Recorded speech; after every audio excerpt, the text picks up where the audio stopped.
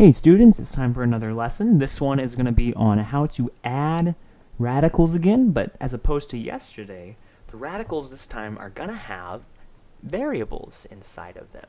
And this is to push us a little bit more to the next level and the next step of how to do this stuff, especially in algebra, because most of the time in algebra, we're dealing with variables. That's kind of the whole point.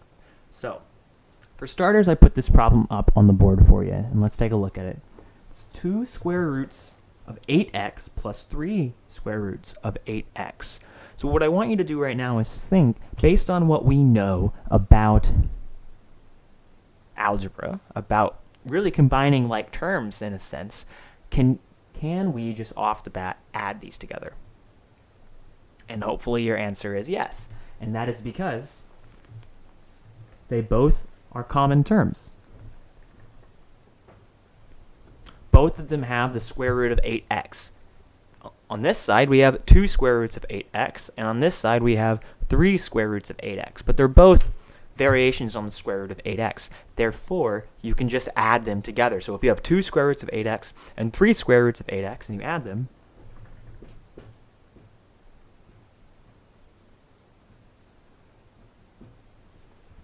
you end up with 5 square roots of 8x, and hopefully that's pretty obvious. That's what I'd like. Now, we're going to take it to another level. Obviously, we're going to keep scaling up the difficulty just a little bit. So let me erase this, and we'll go on to the next one.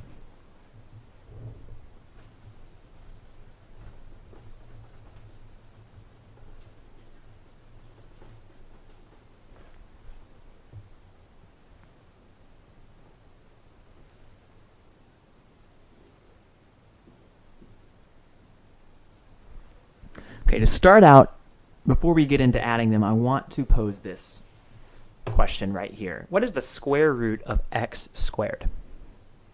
So, think about it for a second. What is the square root of x squared?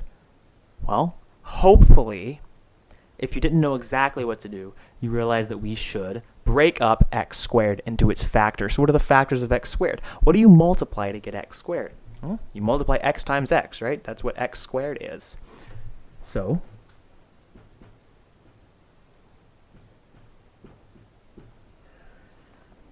you've got the square root of x times x. And I'm just showing this to you right here for you to see that the square root of x squared is whatever the square root of x times x is. But right here, you have 2 of the same.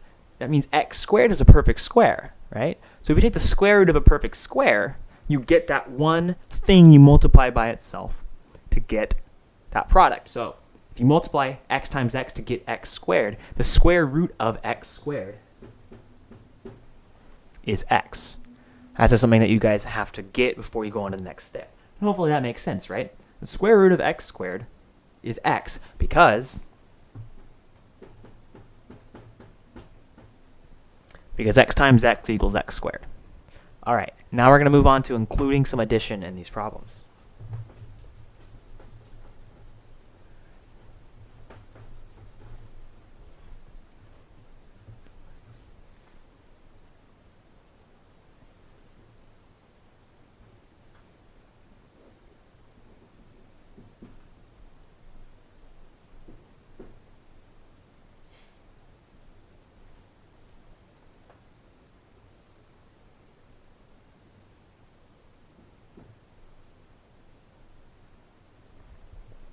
All right, so we've got the question, 4 square roots of 12x squared plus 2 square roots of 8x squared. And on face value, this might look rather complicated, but it's not. I promise you. So let's get into it and see what happens. For starters, you should notice neither of these are like terms. They're not like terms. They do not have the same value under the radical. Correct? Correct. So what we need to do is we need to see if we can simplify it down into a way that might let us add these a little bit more. So let's break down 4 square roots of 12x squared and see if there's any simplification we can do. Well, the square root of 12x squared. We need to break down 12 and x squared into factors. So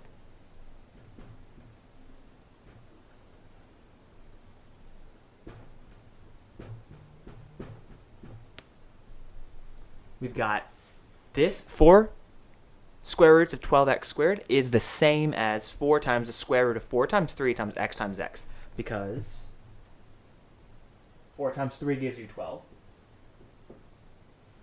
and x times x gives you x squared. So is anything under there a perfect square? Yes. 4 is a perfect square, and x times x, or x squared, is a perfect square, which means you can pull that out of the radical sign.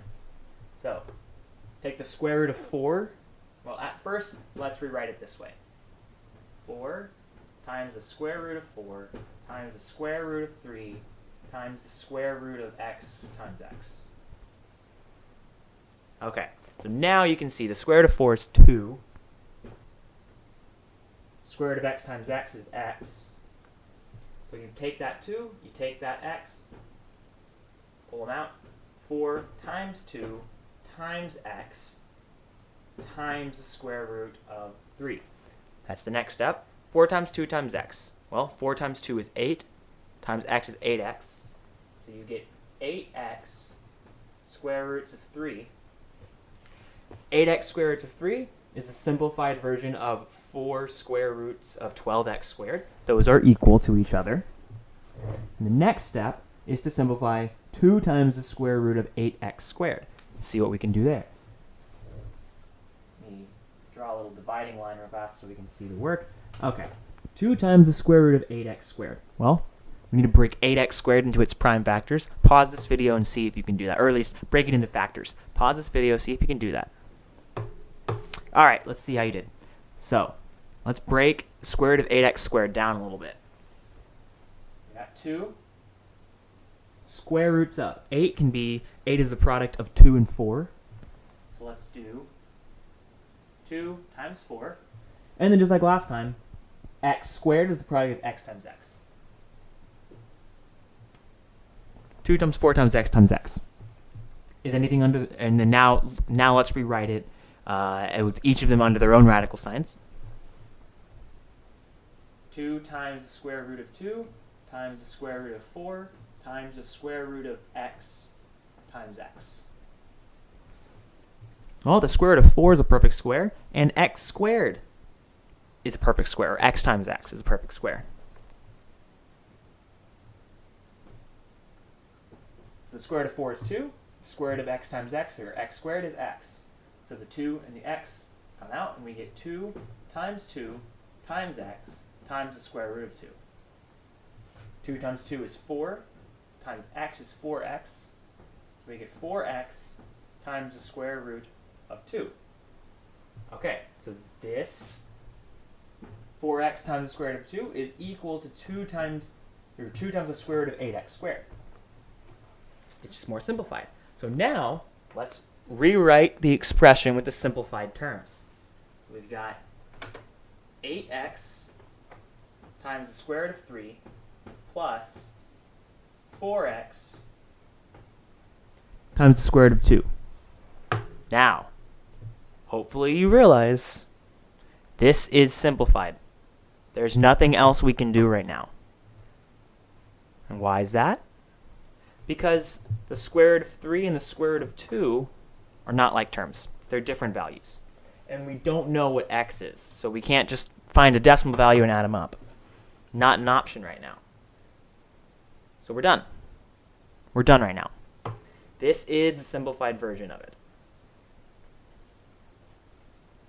All right.